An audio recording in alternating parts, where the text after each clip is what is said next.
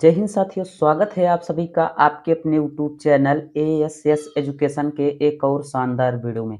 आज के इस शानदार वीडियो में आप सभी को कक्षा 12 में आप यदि हैं तो यह वीडियो आपके लिए बहुत ही महत्वपूर्ण होने वाला है, क्योंकि आपको आज इस वीडियो में हम बताने वाले हैं हास्य रस की परिभाषा तथा उदाहरण और स्पष्टीकरण। ठीक, यह हर बार बोर्ड पेपर में पूछा जाता है, तो आप इस वीडियो को पूरा लास्ट तक जरूर देखिएगा और प्लीज चैनल पर नए आए हैं तो चैनल को भी सब्सक्राइब कर लीजिएगा।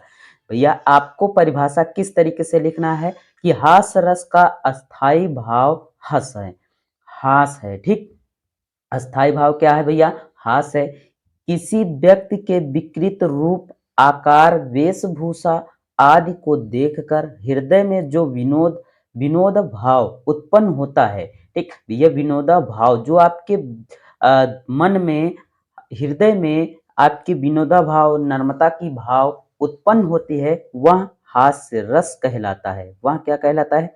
हास्य रस कहलाता है। ठीक, इस तरीके से आपको क्या करना है? परिभाषा लिख देना है। ठीक, एक बार फिर से हम समझ लेते हैं कि हास्य रस का अस्थाई भाव हास है। ठीक, किसी व्यक्ति के विकृत रूप, आकार, वेशभूषा आदि को देखकर हृदय में जो विनोदा भाव उत्पन्न होता है, उसे ही हम क्या कहते हैं भैया? हास्य रस कहते हैं। ठीक, इतनी बात आपको क्लियर हो गई। ठीक, अब आगे करना क्या है आपको? उदाहरण में क्या लिखना है कि जैसे उदाहरण में आपको लिखना है हाथी जैसे देह, मतलब किसी की देह क्या है? बहुत मोटी है, हाथी जैसी देह है। ठीक, गौड़े जैसी चाल, गौड़े जैसी चाल है।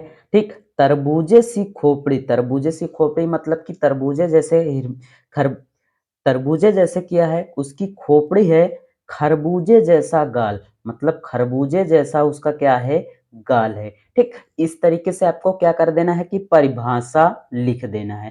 ठीक, अब उत्कृष्ट में भैया आपको स्पष्टीकरण में लिखना क्या है कि स्पष्टीकरण ही आपको सबसे ज़्यादा इम्पोर्टेंट है, क्योंकि इसको लिखना है, लिखने के बाद समझना है, समझने के बाद आपको तभी पूरे के पूरे नंबर मिलेंगे। ठीक, देखिए स्पष्टीकरण में क्या करना है कि अस्थाई भाव, अस्थाई भाव इसमें क्या है भैया?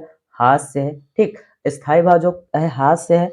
विभव, विभव में भैया पहला है कि आपका अलंबर और दूसरा का है उद्दीपन, उद्दीपन। ठीक, इस तरीके से तो यहाँ से पहला आपको विकृत व्यक्ति, अलंबर में लिखना है विकृत व्यक्ति।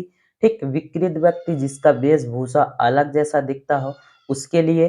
ठीक, उद्दीपन मतलब विचित्र वेशभूषा, चेष्टाएं आदि। ठीक, क्या है? चेष्टाएं आदि मतलब कि उसके देख रख रखाव, उसका दिखाव ऐसा हो कि उसका वेशभूषा अलग ही जैसा दिखता हो। ठीक, अनुभव आपको क्या करना है कि अनुभव मतलब आप क्या कर रहे हैं भैया?